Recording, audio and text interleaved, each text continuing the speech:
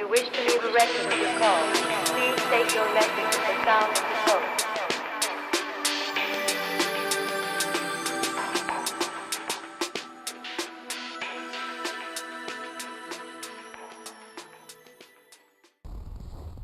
Hello everybody,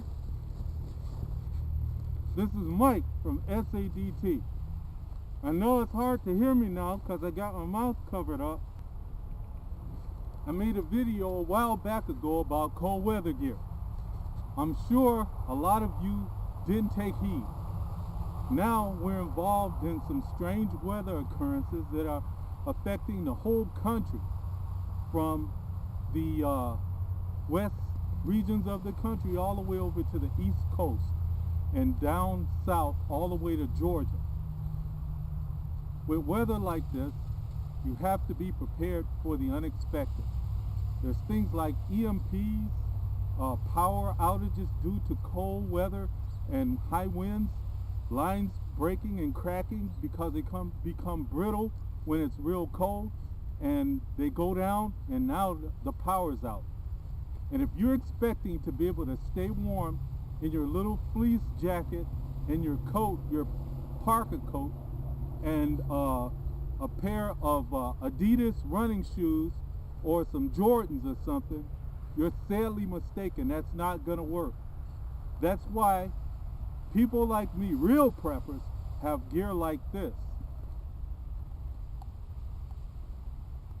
See, gear like this is going to protect you in all types of weather. You can never be too cautious, especially if you consider yourself to be a prepper. You never know what's going to happen around you, and you have to be prepared for all kinds of things. Do you remember the video I made a while back ago about November 4th and how things are going to start unfolding, and there's going to be things happening that you don't expect? Well, cold weather and power outages was part of that. EMP, disaster. They're talking about a cyclone bomb, or a bomb cyclone. What in the world is that? Well, I'll tell you what I think it is. I think it's some kind of beta test for another event. If not this winter, maybe next winter.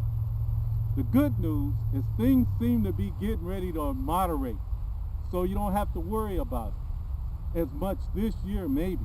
But they can change the weather according to what DARPA has said in all types of ways. They can do it at any time they want to. So with that in mind, you need to be prepared. Also in that video, I talked about water supply. Let me show you something real quick. First of all, before I even go further, if you look out there, that's not an open field. That's not an open field out there. That's Lake Michigan. That's Lake Michigan, and it's frozen.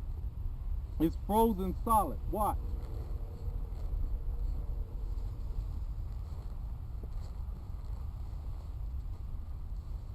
You see this? I'm standing out in the lake.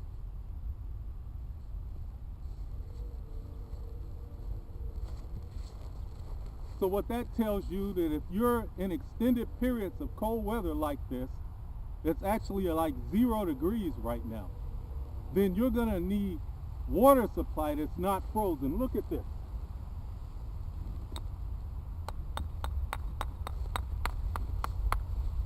This is 2 bottles of water. Can you drink them? You're going to have a very hard time cooking with this.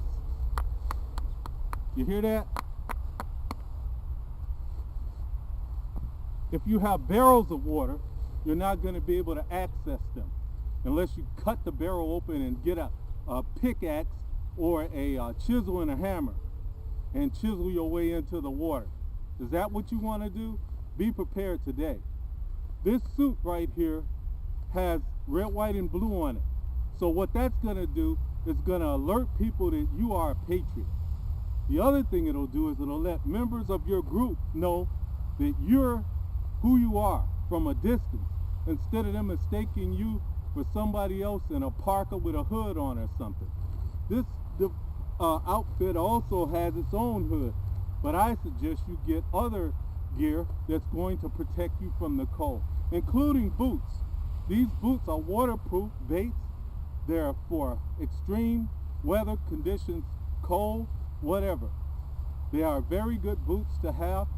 There's other boots you can have as well that go over these, or other boots that are more insulated for extreme cold weather and wind and all other kinds of conditions. But I'm sweating now, and it's 0 degrees.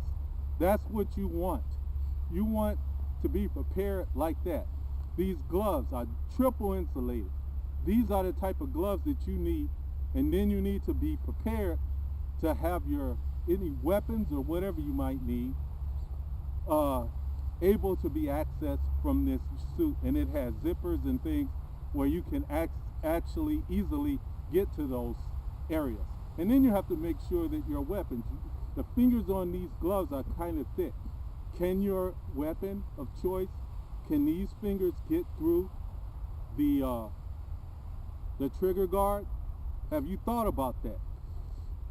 What we're going to do now is we're going to take it inside, and we're going to talk about this stuff further so that you're prepared the next time they decide to hit you with a bomb cyclone. This is SADT. I'll be back in a minute.